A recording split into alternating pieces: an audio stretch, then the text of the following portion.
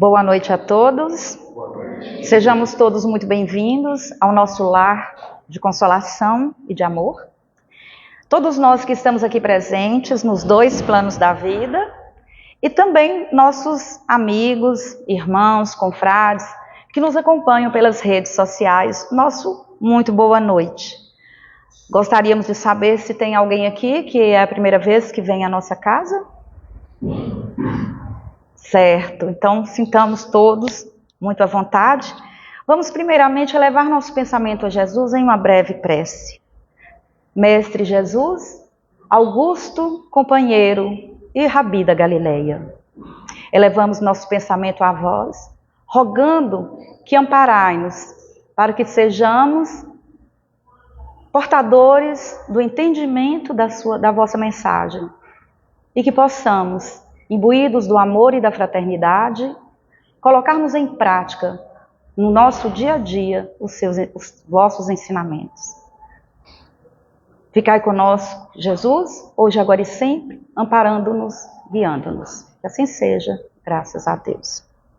Pedimos a todos que coloquem os celulares no modo avião, que elevemos nossos pensamentos, busquemos manter nossa concentração e que estejamos contribuindo para a execução dos nossos programas da noite, que são, como de costume, esse primeiro estudo introdutório, feito por mim e de Murta. Depois passamos a palestra central, hoje proferida por Hilton, e, por fim, o trabalho de passes. Vamos começar pensando o seguinte: chegamos aqui ao nosso templo, que seja aqui na nossa doutrina espírita ou, enfim, com a religião que nós esposarmos, e vamos, com isso, muitas vezes alquebrados, com o coração amarfanhado, dividido pelas dores, machucados pelos problemas da vida. Muitas vezes nós chegamos aqui nesta condição, aqui ou no templo que nós congregamos, consoante nossa religião. Entretanto, ao sairmos, estamos socorridos, nos sentimos revitalizados, sentimos nossa alma consolada, refeitos dos embates da vida. Então nós nos perguntamos: o que nós fazemos após recebermos essa consolação? Qual é o trabalho que nós tecemos após sermos socorridos? Porque a doutrina espírita, como o próprio cristianismo redivivo, é uma doutrina de total consolação, é a doutrina do amor. E não poderia ser diferente, porque ela é uma doutrina cristã dos seus tempos primeiros. Mas também, e na medida em que consola, também nos ajuda a nos responsabilizarmos pela nossa própria existência, pelas nossas próprias escolhas, pelas nossas próprias atitudes. E pensando nisso, nós nos perguntamos: como é nossa fé? Pegamos então a lição de número 5, a mensagem de número 5, do livro Pensamento e Vida, psicografado por Chico Xavier, ditado por Emmanuel, a seguinte mensagem: fé e obras. A fé, se não tiver obras, é morta em si mesmo. Quem escreveu foi Tiago, no capítulo 2, versículo 17. Imaginemos o mundo transformado num templo vasto, respeitável sem dúvida, mas plenamente superlotado de criaturas em perene adoração ao céu. Por dentro, a fé sublime, orações primorosas, discursos admiráveis, louvores e cânticos. Por fora, o trabalho esquecido, campos ao desamparo, enxadas ao abandono, lareiras em cinza. De que teria valido a exaltação exclusiva da fé, senão para estender a morte no mundo, te faça cuidar. Desculpe-me, que o Senhor nos confiou para a glória da vida? Não te creias desse modo em comunhão com a divina majestade, simplesmente porque te faça cuidadoso no culto externo da religião a que te afeiçoas. Conhecimento nobre exige atividade nobre. Elevação espiritual é também dever de servir ao Eterno Pai na pessoa dos semelhantes. É por isso que fé e obra se completam no sistema de nossas relações com a vida superior. Prece e trabalho, santuário e oficina, cultura e caridade, ideal e realização. Nesse sentido, Jesus é o nosso exemplo indiscutível. Não se limitou o Senhor à simples glorificação de Deus nos passos divinos, quanto à edificação dos homens. Por amor infinitamente a Deus, na sublime tarefa que lhe foi cometida, desceu à esfera dos homens e entregou-se à obra do amor infatigável, levantando-nos da sombra terrestre para a luz espiritual. Então, quando nós ouvimos falar de ação, nós logo pensamos em trabalho. Curiosamente, eu acredito que muitos aqui já não têm mais essa noção, mas muitos de nós, inclusive esta que aqui fala, foi criada à luz da teoria criacionista, aquela que diz que nós surgimos de Adão e Eva. E lá no livro A Gênesis, do livro do Pentateuco bíblico, a Gênesis da Bíblia, não a Gênesis espírita, né, da Lavra de Kardec, mas da Bíblia, nos diz lá no capítulo 3, versículo 19, que quando Adão e Eva foram banidos do Éden, o Senhor vos disse: comerás o pão com o suor do teu rosto. E em face disso, nós começamos a ter uma noção de que trabalho é sinônimo de castigo. E o suor, para nós, que representa o trabalho, passou a ser visto como uma maldição, como uma dor, como, às vezes, até mesmo uma expiação. Enfim, um castigo aplicado por Deus. E essa visão vai nos acompanhar porque a visão espírita, que traz uma outra dimensão, baseada, por óbvio, nas palavras de Jesus, é relativamente recente. Tem menos de 200 anos. E vamos ver que lá, a doutrina espírita, dos seus primórdios, tem uma visão evolucionista. A visão de que nós trabalhamos para crescer. É a doutrina espírita que vai nos convidar lá no livro 3º, no livro dos Espíritos, o livro 3º, o capítulo 3º, que trata da lei do trabalho, vai nos mostrar que o trabalho é uma dádiva que Deus nos oferece como instrumento do nosso próprio burilamento moral, espiritual. Então pensamos, quando começamos a ouvir essa nova perspectiva do trabalho, precisamos sim de um tempo para acomodar essa ideia em nosso consciente, depois o nosso inconsciente, para alimentar nossas esperanças e nossas ações. Então é muito bom ser consolado, como assim começamos a falar. É muito bom sermos socorridos, não é mesmo? Então, que nós também trabalhamos na seara do amor, porque como Jesus disse, o seu jugo é leve, porque é jugo do amor. O trabalho do amor. Quando também pensamos em trabalho, nós nos remetemos ao trabalho físico, para o sustento, carpir a terra, cuidar da casa, trabalhar nos nossos escritórios, nas nossas salas de aula, enfim. Trabalhando com toda a sorte de profissão que aqui temos. Sim, é deste trabalho que Jesus fala e que hoje retomamos, rememorando o ensinamento de Jesus. Mas não é só esse trabalho, esse tipo de trabalho, mas também o trabalho do amor. o trabalho da consolação, o trabalho da abnegação, o trabalho estendido ao próximo, na caridade. Então, é um trabalho que extrapola essa concepção de que nós somos castigados. Não, nós somos abençoados, porque nós podemos servir, porque nós somos servidos pelos nossos irmãos.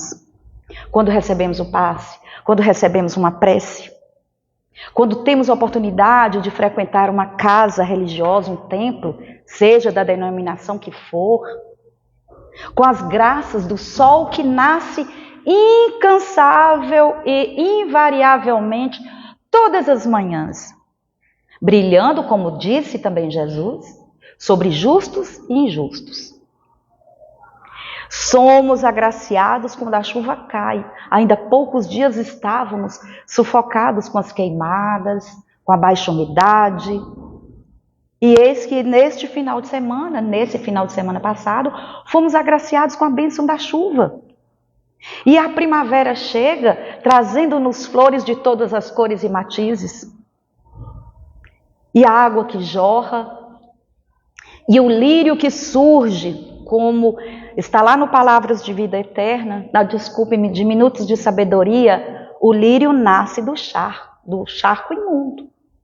E é isso. Deus faz a vida brotar e nos consola todos os instantes da vida.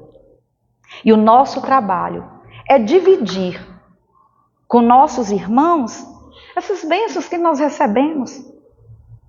Esse é o trabalho suave, leve, amoroso, terno que Deus nos legou. E quando lembramos que nós vamos para o nosso trabalho físico, profissional, no lar, também no seio da família, lembrando que cada um de nós que habita a casa é responsável pela manutenção, não só um ou outro, mas todos nós que habitamos a casa, temos o compromisso de mantê-la organizada e contribuir com as tarefas que também são nossas, de todos e de cada um. Então nós vamos perceber aí a bênção do trabalho. E nossa fé passa a ser uma fé com obras.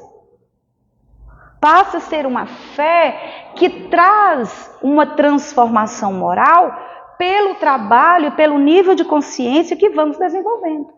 Porque o nosso trabalho e a forma com que nós trabalhamos revela o nível de maturidade espiritual que teremos construído até então.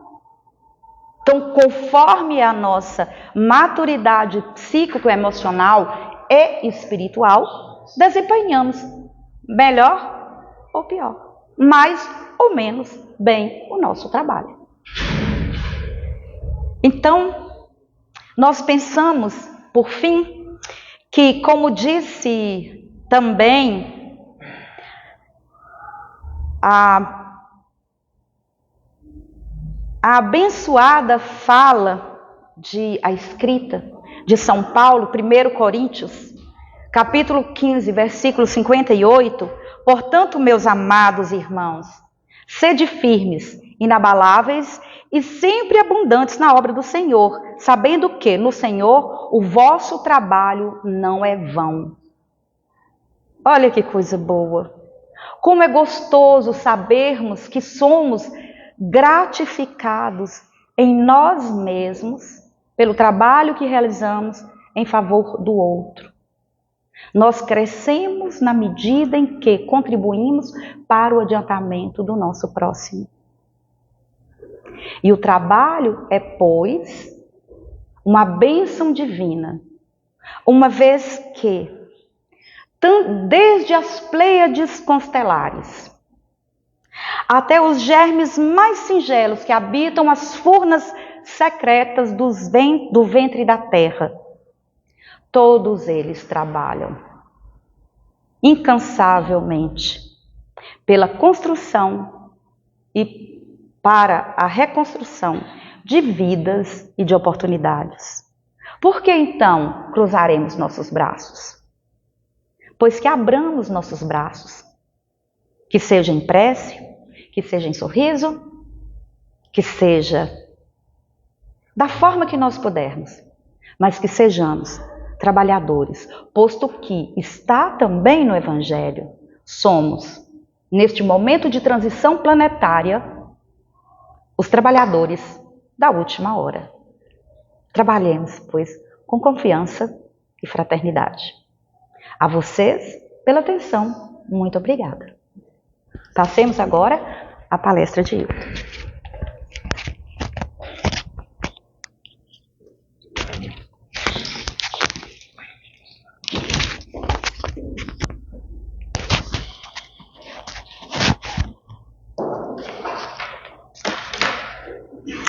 Boa noite a todos.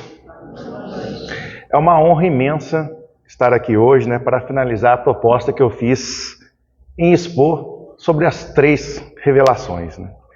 Essas 3 pilares que representam fases cruciais da revelação divina, que se desdobram conforme a humanidade evolui na sua compreensão espiritual. Nesta noite, nós focaremos aí na cronologia, até chegarmos no Evangelho segundo o Espiritismo, base de todo o conhecimento religioso que enaltece as demais revelações, cuja introdução já foi explorada em palestras anteriores. Então, o que nós já vimos, O que nós já falamos? Nós já falamos aí do território de Israel, onde a jornada deste povo começou com Abraão, um dos patriarcas mais importantes da tradição bíblica. Ele foi escolhido por Deus para liderar os povos semitas, sendo um povo de origem tanto hebreu quanto árabe. Discorremos sobre a promessa de Deus, que Deus fez a Abraão, que Abraão seria pai de uma grande nação, e que é o fundamento desta aliança, que é renovada ao longo de todas as gerações. Vale lembrar que Abraão é descendente de Noé. Olha aí, uma conexão cuja figura é muito importante, desde a época do dilúvio, renovando então a aliança de Deus e a promessa. Abraão teve 2 filhos, Isaac, o filho da promessa, e Ismael, que se tornou ancestral dos povos árabes. Este fato central para entender o surgimento do povo islã, cuja figura mais importante, Maomé, se destaca como sendo então descendente de Ismael. Com Isaac, a linhagem de Abraão continua. Isaac, filho de Abraão e Sara, é um personagem fundamental na Bíblia. Ele foi escolhido para dar continuidade na aliança de Deus. Isaac teve 2 filhos, gêmeos, Esaú e Jacó, que disputaram a primogenia. Sendo que Jacó, apesar de ser o filho mais novo, recebeu a bênção de Isaac e se tornou patriarca da linhagem, onde surgiram então o que nós já dissemos e mostramos, as 12 tribos de Israel. Jacó, que mais tarde mudou seu nome, Jacó passou a se chamar Israel, após lutar com um anjo. Ele teve 12 filhos, onde cada um deles deu origem às tribos de Israel. Entre eles nós destacamos José, cuja história amplamente conhecida pela sua venda como escravo, pelos irmãos, e por sua ascensão como sendo governador do Egito. José foi um instrumento de Deus para salvar inclusive a sua família da fome, demonstrando a providência divina em meio a tanto sofrimento. Quando os hebreus foram para o Egito em busca de alimento, José os acolheu. No entanto, com o passar dos anos e a ascensão de um novo faraó, que não conhecia José, como demonstra Êxodo 1:8, os hebreus foram escravizados. E aqui nós vemos um exemplo de como a promessa divina ela passa por momentos de grande provação antes de ser plenamente reconhecida. Todo o povo passou por uma provação imensa. Nós vimos que com o aumento do número dos hebreus no Egito, o faraó se sentiu ameaçado e ordenou que os filhos homens recém-nascidos fossem mortos, na tentativa de controlar então essa população hebraica. No entanto, faltou coragem para essas parteiras, porque elas temiam a Deus e elas salvaram muitas dessas crianças. E foi nesse contexto, nesta opressão pavimentada, nesse meio do caminho, que surgiu Moisés. Moisés nasceu em meio a essa perseguição, mas ele foi protegido por sua família, que colocou em um cesto no rio Nilo, onde foi encontrado e adotado pela filha do faraó. Criado como um príncipe, então, um príncipe egípcio, Moisés recebeu a melhor educação disponível naquele momento. Ele estava sendo preparado, sem saber, para a grandiosa missão que Deus lhe confiaria. Que missão que era essa?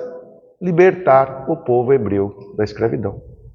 Então nós não sabemos a providência divina. Muitas vezes, aquilo que nós estamos passando em determinado momento é uma preparação de Deus para o que ainda há de vir. Moisés nasceu nessa perseguição, mas a história de Moisés simboliza a jornada de um ser humano, que muitas vezes, sem perceber, está sendo preparado para cumprir uma missão ainda maior. Sua criação, em um palácio egípcio, o capacitou de conhecimentos e de sabedorias, que seriam, sim, necessários para a providência divina. Nós vimos que depois de matar um egípcio, que maltratava um hebreu, Moisés fugiu para o deserto. E se ele se estabeleceu, fixou morada em Midian. Conheceu Zípora, filha de Jetro, um sacerdote local. E ele ficou nesse local durante 40 anos, sendo pastor, até chegar o grande dia que mudara a sua vida. O encontro com a sarça ardente, onde Deus se revelou a Moisés e o chamou para libertar o povo de Israel, e afirmando que estaria contigo durante esta jornada. Olha que coisa forte, Deus afirmando: estou contigo nesta jornada. Não só deu a Moisés esta força necessária, mas também é um lembrete a nós, com que Deus ao nosso lado, nós também podemos enfrentar tudo, a qualquer temor. Quando Moisés voltou ao Egito, ele já estava com 80 anos de idade. E ele confrontou o faraó, pedindo a libertação do seu povo hebreu. Após uma série de recusas do faraó, Deus enviou 10 pragas sobre o Egito, culminando na morte dos primogênitos do faraó. Um evento que marcou a primeira Páscoa, em que os hebreus foram instruídos a marcar as suas portas com sangue de cordeiro, para que o anjo da morte não passasse sobre elas.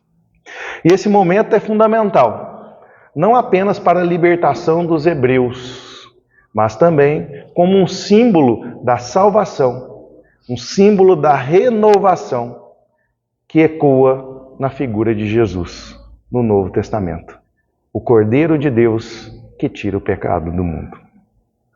A Moisés, no Monte Sinai, Deus entregou os 10 mandamentos, que constituem a base, o pilar moral e espiritual, não apenas do judaísmo, mas também do cristianismo.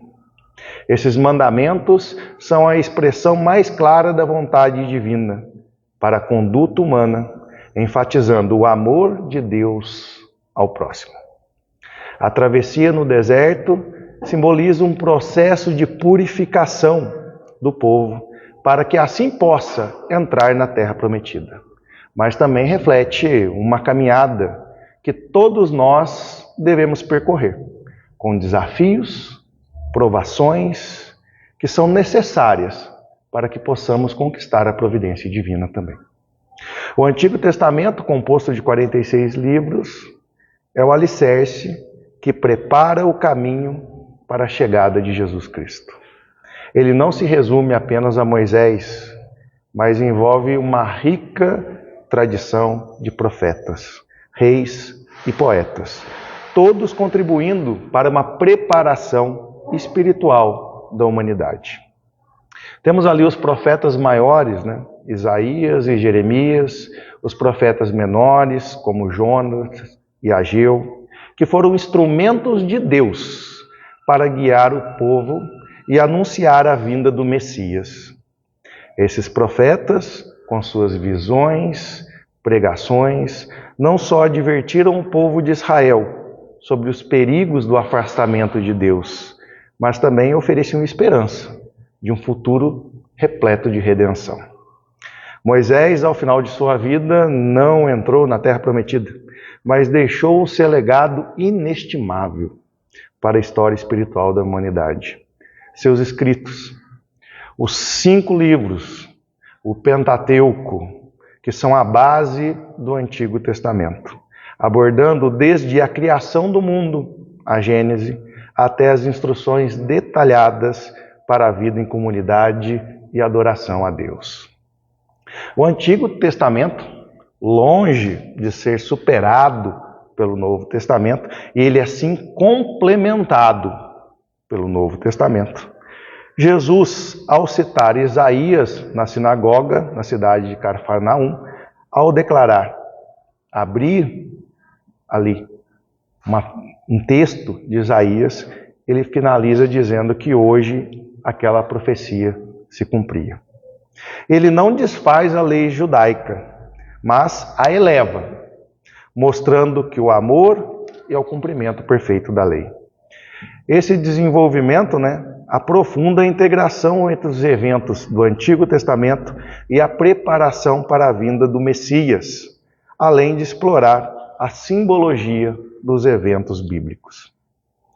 Dito isso, nós mergulhamos na história do Novo Testamento, com a chegada então de Jesus Cristo. Agora nós damos continuidade a essa narrativa analisando esse Novo Testamento, que para a gente é a segunda revelação à humanidade, segunda revelação de Deus. O Novo Testamento começa com os 4 evangelhos: Mateus, Marcos, Lucas e João. Cada evangelho apresenta uma perspectiva única da vida de Jesus, mas todos se convergem a um ponto central. Jesus é o Messias, aquele dito pelos profetas no Antigo Testamento. Isaías, por exemplo, ele profetizou sobre o nascimento de um menino que seria chamado de Emanuel, o que significa Deus conosco. Essa profecia é diretamente referenciada ao Evangelho de Mateus, que descreve o nascimento de Jesus em Belém, e ao longo dos evangelhos, como Jesus cumpre diversas outras profecias e a sua entrega triunfal até sua morte e ressurreição. Nós falamos sobre o nascimento de Jesus na cidade de Belém, um evento singular na história da humanidade, pois ele não nasceu em um palácio como um rei terreno, mas em uma manjedoura, cercado de simplicidade e também de humildade. Esse nascimento já traz consigo uma mensagem poderosa.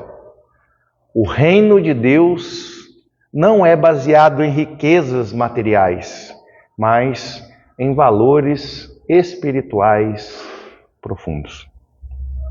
Maria, sua mãe, foi escolhida por Deus por sua pureza e humildade, ao aceitar a missão com as palavras: faça em mim segundo a tua palavra. Lucas 1:38. Maria se torna, então, um símbolo de obediência perfeita à vontade divina. José, seu esposo, também desempenha um papel crucial, sendo o protetor de Jesus e da Sagrada Família, obedecendo às instruções de Deus para fugir do Egito e salvar o menino do rei Herodes. Jesus inicia seu ministério aos 30 anos. Ministério este que dura apenas 3. Neste período, ele nos ensina sobre o amor, a fé e a justiça. Suas palavras e ações revolucionaram o conceito de relacionamento entre Deus e os homens. Os ensinamentos de Jesus frequentemente subvertem as expectativas da sociedade, até mesmo da nossa época. Ele ensina que os últimos serão os primeiros, que devemos amar os nossos inimigos, que devemos orar por aqueles que nos perseguem. E o que dizer então com suas parábolas do bom samaritano? Que Jesus revela que a verdadeira religião não está apenas no cumprimento exterior da lei, mas no coração daquele que ama e que serve.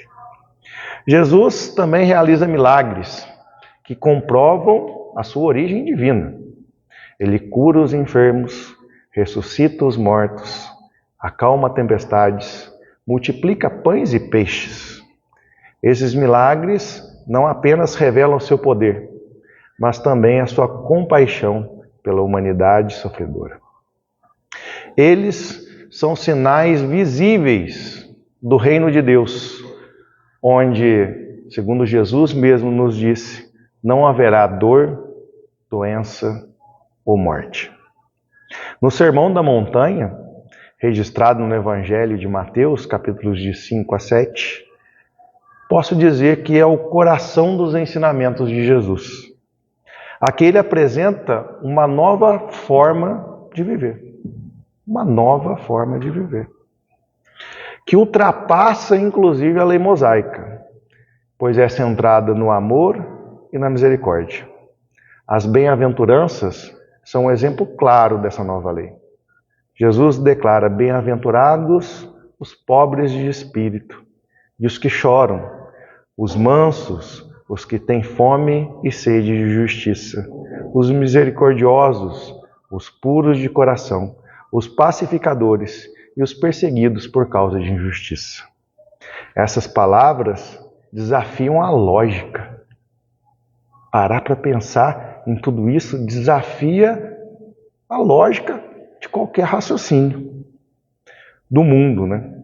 Onde o poder e a riqueza hoje são muito mais valorizados. Mostrando que o reino de Deus é para aquele que busca a justiça, a paz, mas acima de tudo, com humildade. Jesus também redefine o entendimento da lei judaica. Ele ensina que a verdadeira obediência à lei não é apenas externa, mas sim internamente. Por exemplo, ele diz: ouvistes o que foi dito aos antigos? Não matarás? Eu, porém, vos digo que todo aquele que se encoleriza contra o seu irmão será réu em juízo. Mateus 5, 21, 22. Aqui Jesus, então, ele aprofunda ainda mais na lei judaica. Não é só matar. O pecado começa no pensamento, nas intenções advindas do coração. E o que dizer então dos apóstolos de Jesus, né? Pois Jesus não caminhou sozinho. Ele escolheu 12 apóstolos, pescadores, cobradores de impostos e pessoas simples, para serem seus discípulos e continuarem a sua obra. Pedro, o primeiro entre eles, é chamado por Jesus de a rocha, sobre a qual edificarei a minha igreja. Os apóstolos, com exceção de Judas Iscariotes, que o traiu, seriam os responsáveis por espalhar as mensagens do Evangelho após a morte e ressurreição de Jesus. A convivência dos apóstolos com Jesus foi um processo de aprendizado contínuo. Eles viram de perto os milagres, ouviram os seus ensinamentos e, no fim, foram testemunha da sua paixão e ressurreição. O papel dos apóstolos é crucial para a continuidade da missão de Jesus, pois é por meio deles que a igreja nascente se estrutura e começa a crescer. A paixão de Cristo é o ponto culminante do Novo Testamento. Jesus, o Filho de Deus, entrega-se voluntariamente à morte. Não como um ato de derrota, estou derrotado, mas como um sacrifício supremo que redime os pecados da humanidade. O sofrimento de Jesus, desde sua agonia, lá no jardim de Getsemane, onde orou ao Pai, mostrando nesse momento que ele, o profeta, o Messias, foi também, como nós, humanos, proveniente de medo, porque ele estava encarnado. Ele orou ao Pai, dizendo: se possível, afasta de mim esse cálice. Medo. Mas que seja feita a tua vontade. Ele se entregou, de alma e de coração. E não foi feita a sua vontade, mas sim a vontade de Deus, até a sua morte na cruz, que é uma prova de amor incondicional de Deus para com a humanidade. Jesus aceita a sua morte, que através dela trará vida eterna a todos que acreditam nele. A ressurreição, ao terceiro dia, é o maior sinal da vitória de Jesus sobre a morte, e também sobre o pecado. É um evento que transforma a história humana, inaugurando uma nova era, uma era de esperança e de salvação. Com a ressurreição, Jesus confirma tudo o que havia ensinado e mostra que a vida eterna é a promessa final para todos que seguem o seu caminho.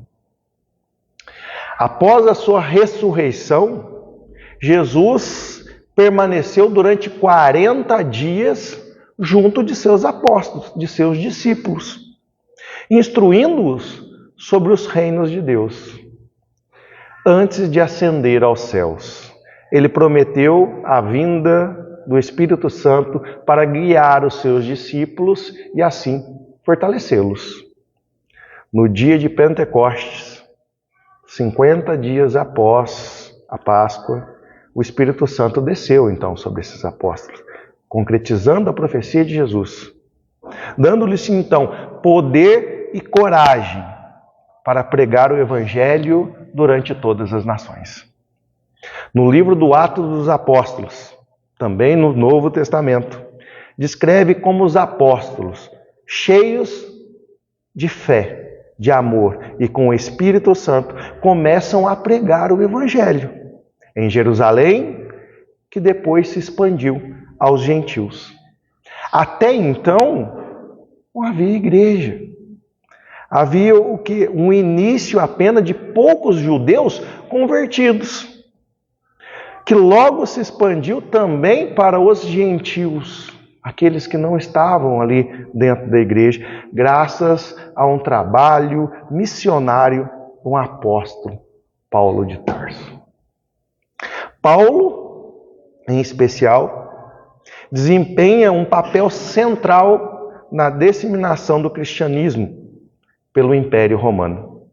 Suas epístolas ou cartas, que compõem grande parte do Novo Testamento, são instruções às primeiras comunidades cristãs sobre como viver de acordo com os ensinamentos de Jesus. O Novo Testamento com seus 27 livros, é a revelação de final de Deus à humanidade. Ele não anula o Antigo Testamento, mas o cumpre e ainda o eleva. A promessa feita a Abraão é renovada com Moisés, que encontra o seu pleno cumprimento em Jesus Cristo, o mediador da nova aliança. Jesus é, sim, o Cordeiro de Deus que tira o pecado do mundo. Sua missão não foi apenas trazer uma nova lei, um novo ensinamento, mas sim uma missão de transformar os corações dos homens, oferecendo-lhes a vida eterna. O Novo Testamento, portanto, não é apenas um conjunto de ensinamentos morais, mas a revelação do amor magnífico de Deus em sua plenitude. Por fim, chegamos então no Espiritismo. O Espiritismo ele se apresenta como a nossa terceira revelação de Deus para a nossa humanidade, sendo um desdobramento das revelações trazidas no Antigo Testamento. Assim como Moisés apresentou-se como legislador da primeira revelação e Jesus o mestre da segunda revelação, o Espiritismo surge para ampliar, para esclarecer as leis divinas, trazendo à tona verdades espirituais mais profundas. Allan Kardec, nascido como Hippolyte Léon Denisard Rivail, foi o responsável por organizar, codificar as comunicações espirituais que vinham acontecendo na Europa, em várias partes do mundo também, no século XIX. Ele não foi o criador do Espiritismo, mas ele foi sim um sistematizador dos ensinamentos dos espíritos superiores, aos quais se comunicavam com as humanidades por meio de seus médiuns. Kardec, então, recebeu a missão de trazer o conhecimento das leis espirituais para o mundo. E essa revelação não ocorreu de uma forma isolada. Olha, você falou, eu acredito. Eram informações que aconteciam em vários momentos e de forma coexistente, através do uso coletivo de espíritos e médiuns, trabalhando em conjunto para proporcionar à humanidade uma nova compreensão sobre a vida, a morte e o futuro espiritual do ser humano. Então, qual que é a natureza, da revelação espírita? O Espiritismo, ele esclarece em sua revelação que ela é progressiva. Ele se desdobra conforme a capacidade intelectual e moral daquela humanidade. Diferente das revelações anteriores, que eram direcionadas a uma figura, por exemplo, Moisés ou Jesus, a revelação espírita ela é universal. Os espíritos superiores se comunicam com diversas pessoas em diversos lugares e o conhecimento não está concentrado em uma única pessoa ou um único livro sagrado. Essa revelação se fez através dos médiuns, que são os intermediários, entre os espíritos e os homens. Kardec explica que o Espiritismo vem esclarecer, complementar e desdobrar as verdades já ensinadas por Jesus, mas que por causa da limitação daquela época não puderam ser compreendidas em toda a sua totalidade. Nós podemos dizer então que o Antigo Testamento é a revelação em que foi passado, digamos assim, a um espírito até então infantil. Fazendo uma analogia. O Antigo Testamento ao espírito infantil, de uma criança, um espírito ainda carente de regras, de ordens, necessitando ser moldado, como por exemplo, bem enfatizado em Levíticos. Levíticos, um livro do Antigo Testamento, baseado em leis. Como por exemplo, não despojarás o seu pai e sua mãe. Por que criar uma lei, não dispor de seu pai, da sua mãe, se isso não acontecesse? Sabemos que só se cria a lei para aquilo que acontece. Então estava havendo um despojo de filhos, e mães e pais, criaram-se então leis.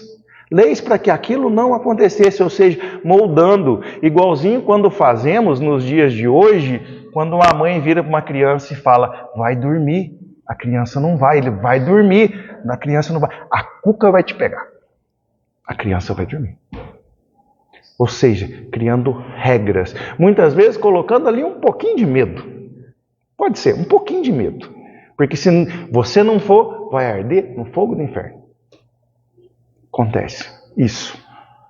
O Novo Testamento, então, como se ele fosse escrito e ensinando espíritos então, mais jovens, com um pouquinho de conhecimento maior. E a terceira revelação aos espíritos mais apurados, mais adultos, mais capazes de compreender os ensinamentos.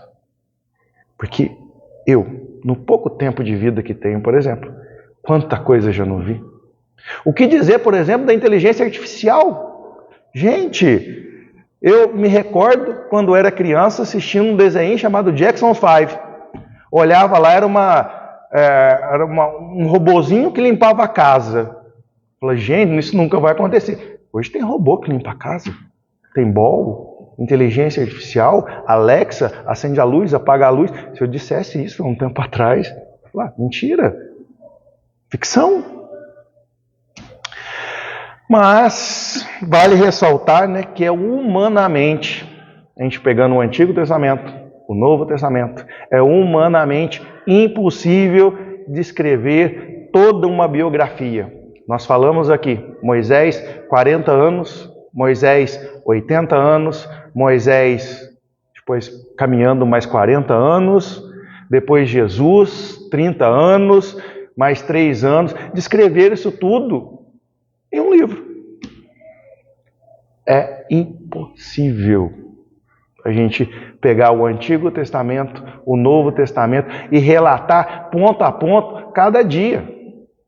O que nós temos ali são fenômenos, acontecimentos que enaltecem algum fato que aconteceu, mas que é necessário interpretação. Por isso que o Espiritismo vem nos trazer isso, vem nos esclarecer. Nossa amiga, no primeiro aqui, ela citou, por exemplo, a Gênese. E que depois, o Espiritismo, Kardec, vem nos explicar um pouco mais a respeito da Gênese. E é sobre esse ponto que o Espiritismo vem demonstrar. Vem retirar também o véu. Porque o que está no Antigo Testamento e o que está no Novo Testamento, nem tudo, mas grande parte é questionável. Como, por exemplo, na Gênese, a criação do mundo.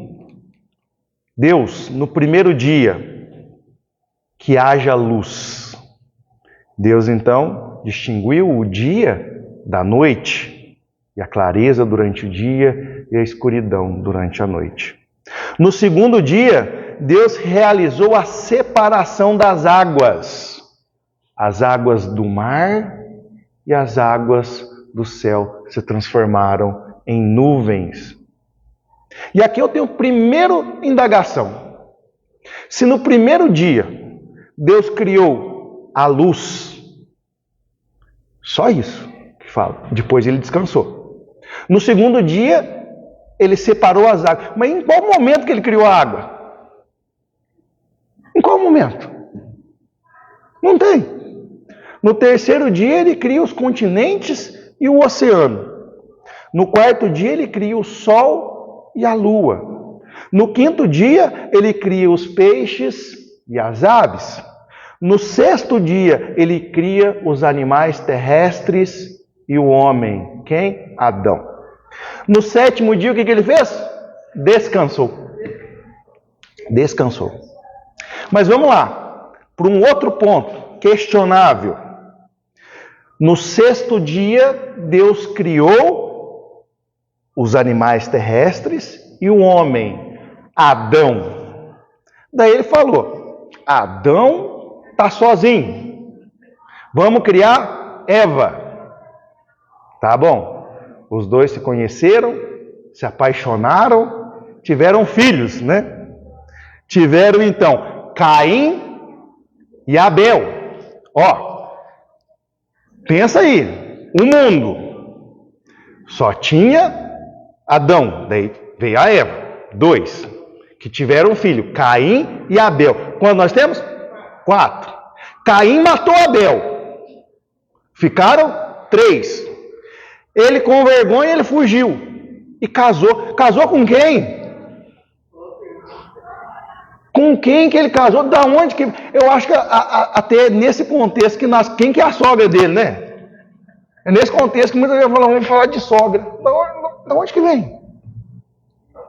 Então, gente, o Espiritismo, ele nos traz o quê? O entendimento, para que a gente possa, assim, interpretar o Antigo Testamento e o Novo Testamento. Não que aquilo seja errado ou seja certo, mas que a gente possa analisar. Porque é sobre esse prisma, né, que o Evangelho segundo o Espiritismo surge, como sendo a terceira revelação, onde hoje podemos ir, então, mais além.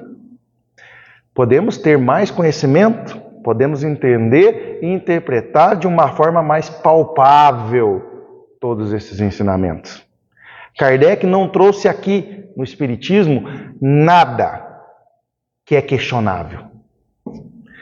Pois o Evangelho segundo o Espiritismo não tem, por exemplo, Jesus saiu de Cafarnaum e foi para tal lugar ou para tal lugar. O que tem aqui é inquestionável, porque o que ele traz aqui é somente a moral do Cristo.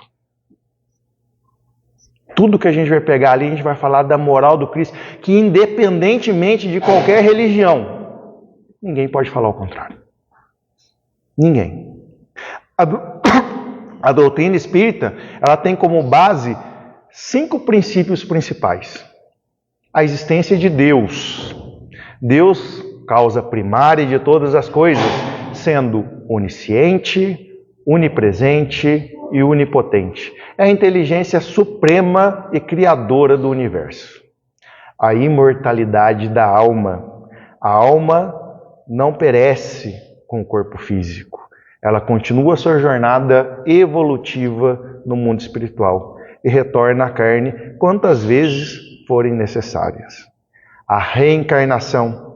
Cada espírito reencarna várias vezes para aprender, evoluir, sempre com o objetivo de aprimorar e purificar-se de forma moral e intelectual.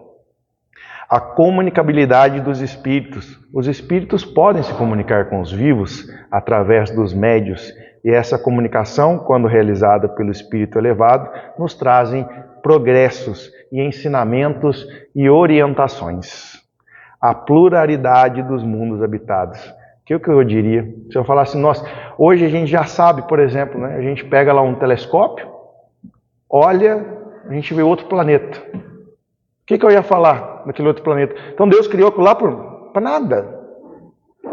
Gente, Deus não faz nada em vão. Quem que vai perder tempo de fazer alguma coisa? Você perde tempo de fazer alguma coisa que não tem sentido algum? Não. E se a gente ainda vai olhar, que nem tem telescópios que conseguem ver a 300 anos na velocidade da luz. Gente, quer dizer disso, né? Então eu já vou estar lá a 300 anos na minha frente. E se eu fosse parar para pegar uma nave que andasse na velocidade da luz, para caminhar por 300, eu consigo olhar a 300 anos na minha frente. Deus não faz nada para ser simplesmente enfeite. Não é enfeite. O Espiritismo, ele resgata os ensinamentos morais de Jesus, colocando o amor ao próximo e a caridade como os pilares fundamentais de uma vida ética. A verdadeira moral espírita se baseia em preceitos ensinados no Cristo, como o Sermão da Montanha e os Evangelhos, reforçando a maior virtude, que é amar e perdoar. A caridade é entendida como benevolência, né, para com todos, indulgência para as imperfeições alheias e o perdão para as ofensas. É o caminho para a elevação espiritual. A moral espírita destaca que cada ato de bondade e de compaixão nos aproxima de Deus e acelera ainda mais a nossa evolução espiritual. Um dos princípios essenciais do Espiritismo, né, também é a nossa lei de causa e efeito, também conhecida em outras religiões como a lei do karma. Segundo essa lei, né, cada ação gera uma consequência. E recai sobre quem? O próprio indivíduo. É igual o direito penal. Não é fulano matou, eu vou responder. Não, é personalíssimo. Então aquilo que você fizer vai recair sobre você mesmo, seja nesta vida ou em outra vida futura. Não há injustiça no universo, pois tudo é regido por uma lei, e uma lei divina. Cada um colhe o que planta, tanto no aspecto moral quanto no material. A semeadura, você pode semear o que você quiser, mas a colheita é certa. O que você semeou, você vai colher. Então, se uma pessoa passa por dificuldades ou sofrimentos, isso pode ser fruto de ações equivocadas do passado ou de uma punição. Segundo o Espiritismo, Deus é infinitamente justo e bom, permitindo que cada espírito evolua e aprenda com suas próprias experiências. Os espíritos superiores, que já alcançaram elevado grau de pureza moral, têm como missão ajudar essa humanidade em seu progresso. Porque se alguém acha que quando morrer, desencarnar, e pode ter certeza, isso vai acontecer, tá? Que vai ficar lá no céu, tocando na arpinha, sentado na grama o tempo inteiro, não vai não. Tem muito emprego para fazer lá. Tem muito, que nem minha amiga disse hoje, tem muito trabalho.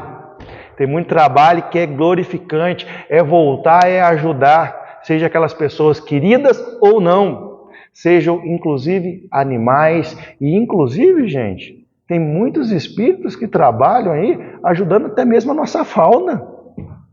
Tem trabalho para todo mundo.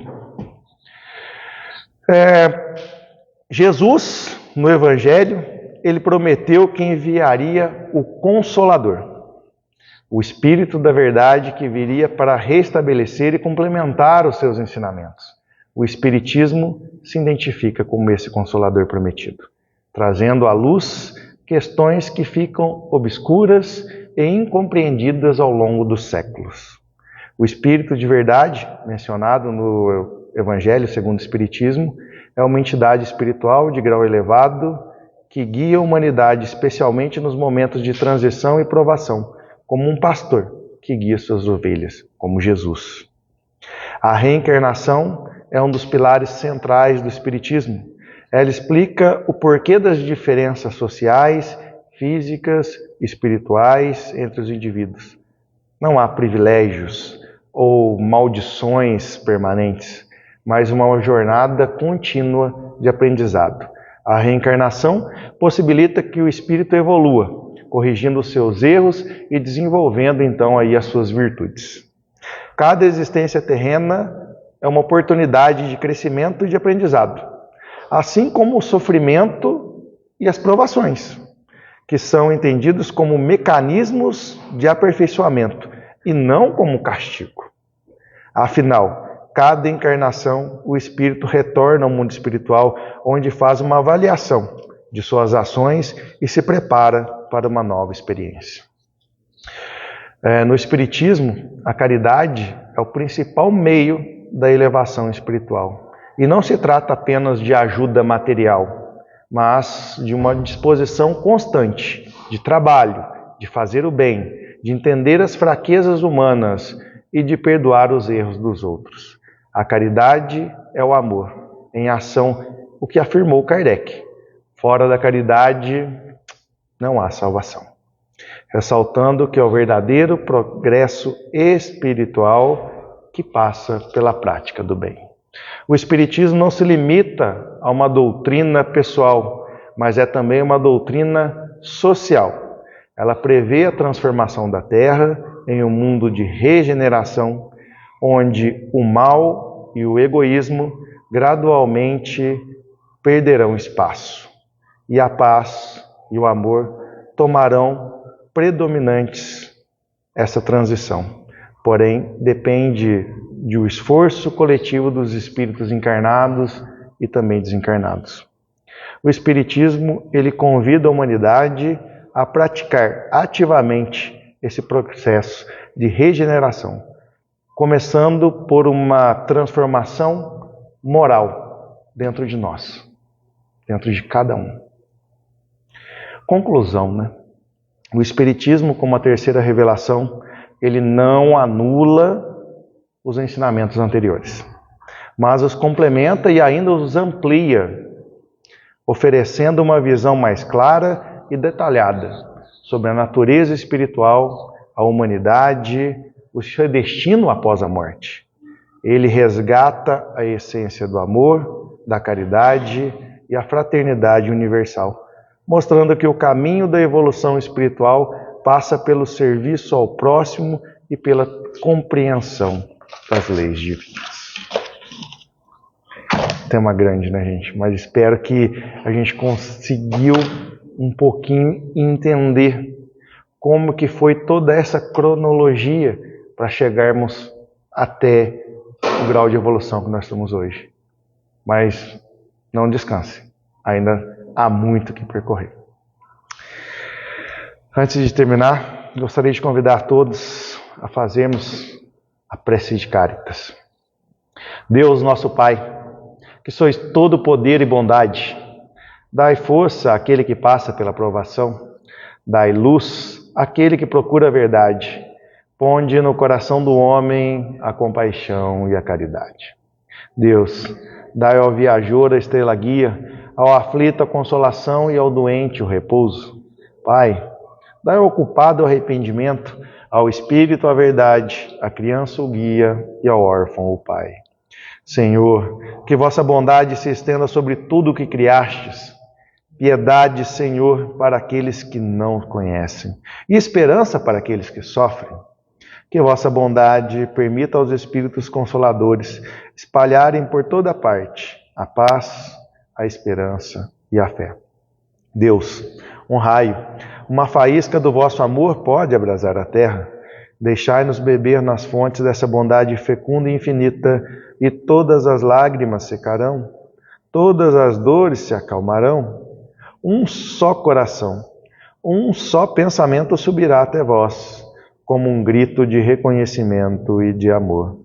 Como Moisés sobre a montanha, nós vos esperamos com os braços abertos, ó bondade, ó beleza, ó perfeição. E queremos de alguma sorte merecer a vossa misericórdia. Deus, dai-nos a força de ajudar no progresso, a fim de subirmos até vós. Dai-nos a caridade pura, dai-nos a fé e a razão, dai-nos a simplicidade que fará de nossas almas um espelho onde se refletirá a vossa divina santa imagem. Que assim seja.